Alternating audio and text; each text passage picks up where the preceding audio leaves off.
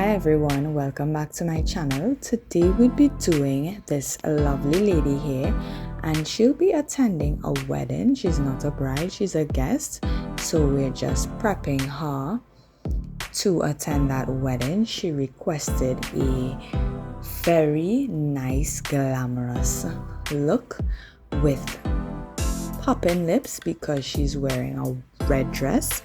So as you all know, I usually start with eyebrows first, and then I go in and clean up under the eyebrows with a lighter shade foundation.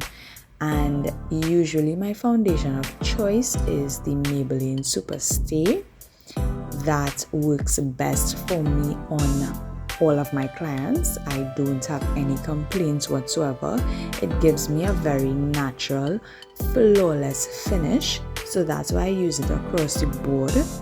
And what I like to do is when I am finished cleaning up the eyebrows, I simply bring down that foundation on the eye.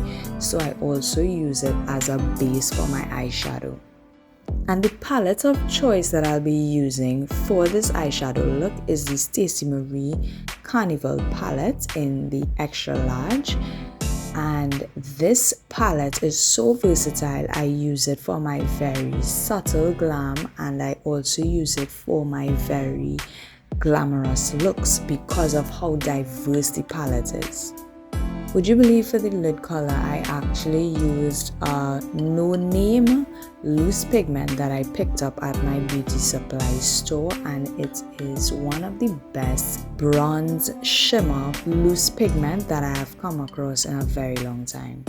So when I'm doing makeup, I usually like to do the eyes first, especially when I'm dealing with loose pigments, because what tends to happen is that the pigment falls on the bottom of the face, and when it's time to apply your foundation, you don't want it to look glowy under the eyes, right? Unless you're going for that type of look.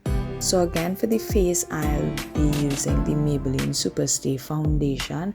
And always remember, before you put on your foundation, remember to prep your face. You can prep your face with your moisturizer and then go in with your primer.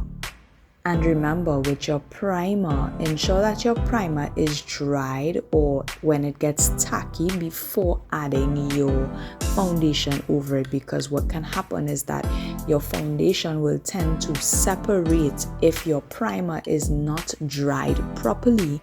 To highlight, we are using the same foundation that we used to clean up underneath her brow. That is what we're using to highlight under the eyes and the center of the face. And here's a tip: always go back in with that same foundation brush that you used after you have blended your highlights. Go back in and blend out those creases that would tend to remain if it's not well blended with the foundation. And for contour, well, contour is usually 2 to 3 shades darker than the person's complexion. However, I usually like to go down 1 to 2 shades darker because I prefer a softer contour than a totally sculpted look.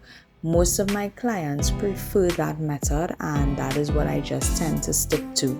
What I usually like to do is dust off the under eye setting powder that we used. I take a little bit of her face powder and I will dust it off, so that way the entire face looks blended and under the eyes aren't too bright. For her lips, I use the Sacha Pro powder palette and I use the dark brown to outline her lips before going in with the lipstick, because today we'll be doing an ombre lip with red and orange lipsticks because she wanted popping lips. For it as well, I'll be adding gloss on top of it because she wanted it to also look very moisturized, and she's not a person that likes really matte lipsticks, so we just added a top coat of light gloss on the top of this look, and it was one of the best decisions for this look because her eyes were already shimmered down and her lips with that gloss just sealed the deal.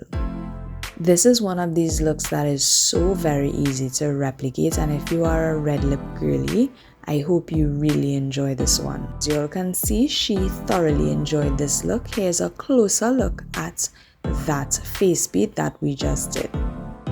Don't forget to like and subscribe for much more.